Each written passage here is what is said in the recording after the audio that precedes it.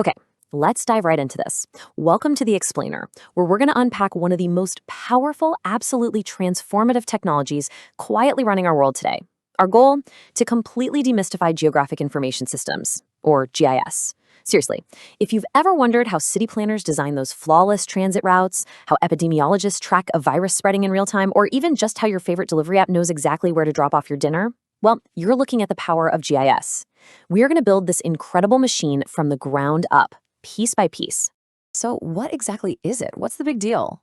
At its core, a geographic information system is an integrated collection of computer hardware and software that stores, manages, analyzes, edits, outputs, and visualizes geographic data. Now, obviously, map making and geographic analysis aren't exactly new concepts, right? Humans have been making maps for millennia. But GIS takes those old manual methods and completely replaces them with incredibly fast, dynamic, computer-based tools. It maps and analyzes things that exist in events that happen on Earth in a way that literally allows us to predict outcomes and plan strategies with pinpoint precision. It's a total game changer. Now, traditionalists out there will argue that a working GIS integrates 5 key components: hardware, software, data, people, and methods. But as we'll see as we go through this explainer, modern scholars argue that we really need to add a 6th component to that list to reflect the 21st century. We're going to explore all of them, traditional and modern, to understand why every single piece is absolutely essential for a GIS to function. You take one out, the whole thing falls apart. So here is our roadmap. First, the engine, covering hardware and software. Then, the lifeblood, which is the data. After that, the operators, the people and methods. Then we'll cover the modern backbone, the network. And finally, connecting the thematic layers. Let's get started. Section 1. The engine, hardware and software. Now, what's really interesting about this is you can't just process the world's geography on a whim. You need some serious computational horsepower, and that requires a tight partnership between physical and digital elements. Let's start with the hardware. Think of this as the engine room powering operations. We're talking about the physical devices necessary to run the software and store vast amounts of spatial data. This ranges from the processor and workstation itself, which needs a ton of power and memory to crunch massive data sets, to high-resolution monitors that let users clearly see the spatial relationships. It also includes critical input and output devices. For instance, if you want to digitize an old paper map, you need a scanner. If you're mapping property boundaries out in the field, you need a GPS unit. And to present a physical map to, say, a city council, you're going to need a large format plotter. Without this hardware, running complex spatial analyses or even just storing the data would be physically impossible. Okay, so if the hardware is the engine room, the software is basically the translator that turns raw numerical coordinates into visual stories. GIS software provides the essential tools and interfaces to actually make sense of all that data. Key elements include tools for inputting and manipulating geographic information, a database management system, or DBMS, to organize the whole shebang, and robust tools for spatial analysis.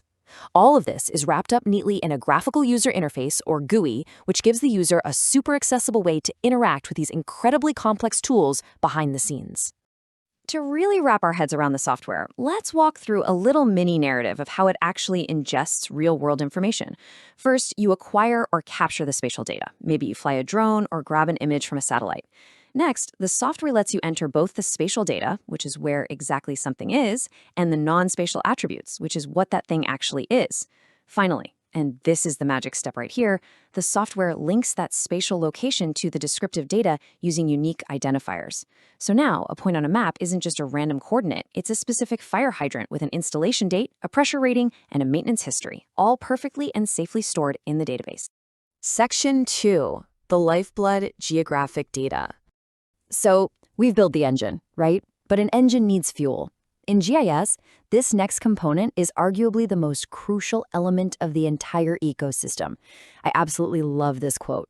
Without data, GIS is like an empty library. It's so true.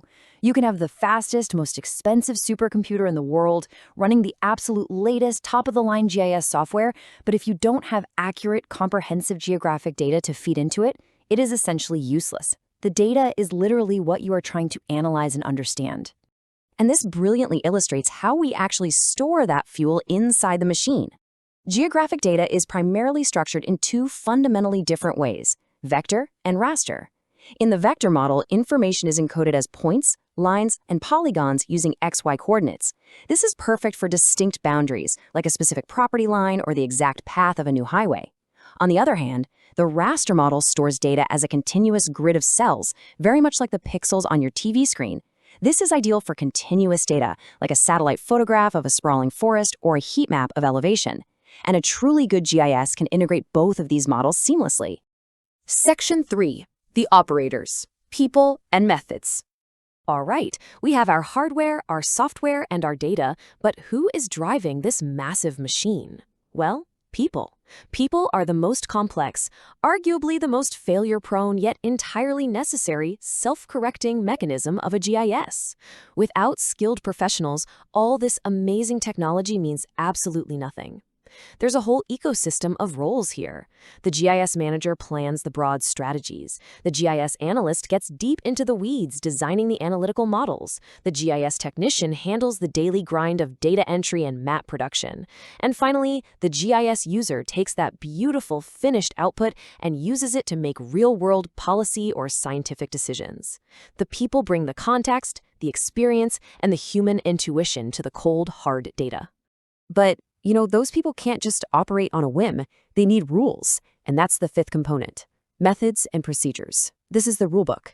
It dictates the business rules of an organization, exactly how data should be collected, how quality assurance is performed to ensure accuracy, and the specific step-by-step procedures for manipulating data. Because without these standardized methods, you don't have science, you just have guesses. Proper methods ensure that when a GIS outputs a result, it is reliable, consistent, and reproducible every single time. Section 4. The modern backbone, network. Now, for a long time, those previous 5 components were considered the complete picture. But today, the network is that 6th component I mentioned earlier, the one that has brought GIS firmly into the 21st century. IT infrastructure and the internet are fundamental to how GIS operates today. Without the network, sharing digital information wouldn't exist on a broad scale. Honestly, we'd still just be a small group of people crowded around a single computer monitor in a basement office somewhere. The network is the invisible web that connects the hardware, software, data, people, and methods across the entire globe. This network is what powers Web GIS. It allows users connected to the internet to display maps, pan and zoom without ever needing to install heavy, specialized software on their own personal machines. You can create user-defined maps, pulling data straight from a server, seamlessly integrate your own local data with massive datasets hosted halfway across the world, and provide map access to a truly global audience. The network has completely democratized spatial data. It's a beautiful thing. Section 5. Connecting the thematic layers. Let's move to and see how this all builds together.